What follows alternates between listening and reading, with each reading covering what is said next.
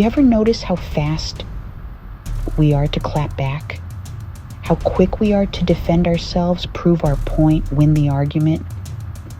We live in a culture that celebrates the comeback, the mic drop moment, the I said what I said energy. But what if I told you that God has a completely different communication strategy, one that doesn't just win arguments, but transforms relationships, protects your peace, and positions you for wisdom? James 1:19 says, "My dear brothers and sisters, take note of this. Everyone should be quick to listen, slow to speak, and slow to become angry." 3 keys, 3 game changers. Let's break it down.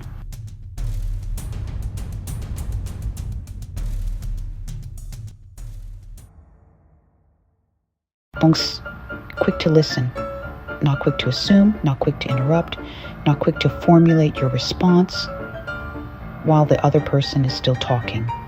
Quick to listen. Here's what's wild. Listening is a spiritual discipline. It requires humility. It requires you to value someone else's perspective enough to actually hear it, not just wait for your turn to talk. Think about it. When's the last time someone truly listened to you? Not just heard your words, but listened to understand. It probably felt like water in the desert, didn't it? God is calling us to be those people. The ones who create space for others to be heard. Because when you're quick to listen, you gain information, you gain insight, you gain relationship, you position yourself to actually understand what's really going on instead of reacting to what you think is happening.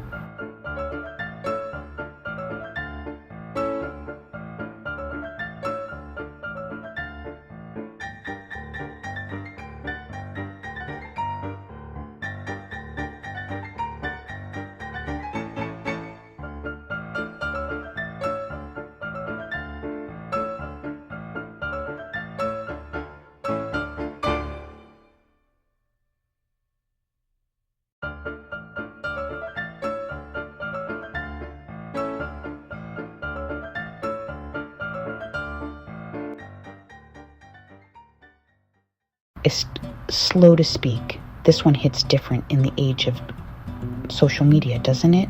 We've got a platform for every opinion, every thought, every reaction. But just because you can say something doesn't mean you should. Proverbs 10:19 backs this up.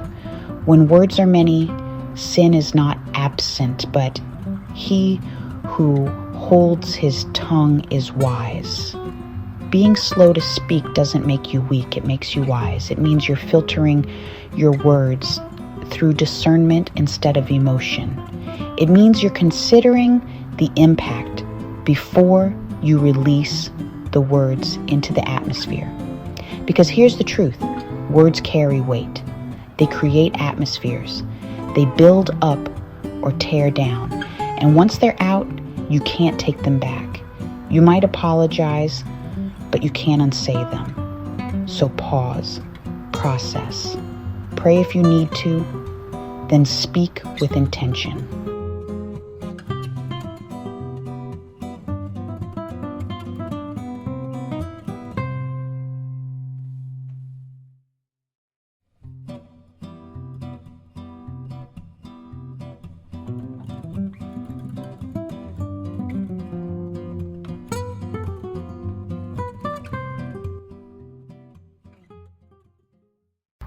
Slow to become angry. Not never angry, slow. There's a difference. Anger isn't the problem, it's what you do with it.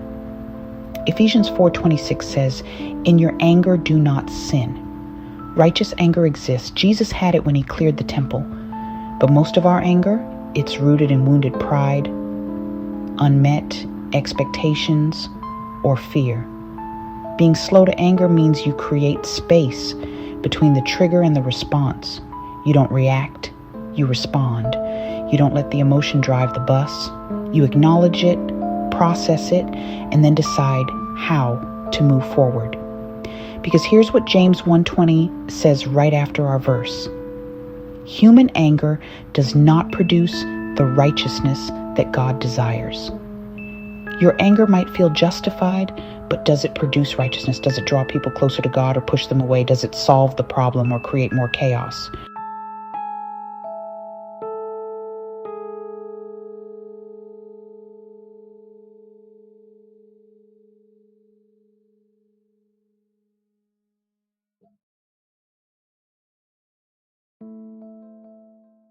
So how do we actually live this out?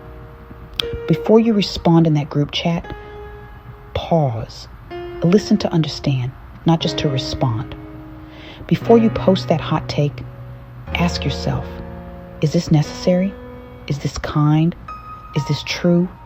Will this build up or tear down? Before you snap at your spouse, your kids, your coworker, take a breath.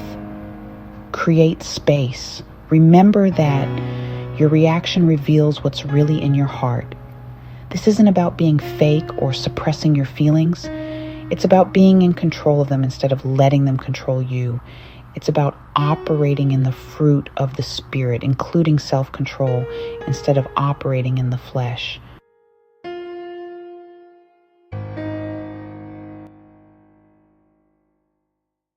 James 1:19 isn't just good advice.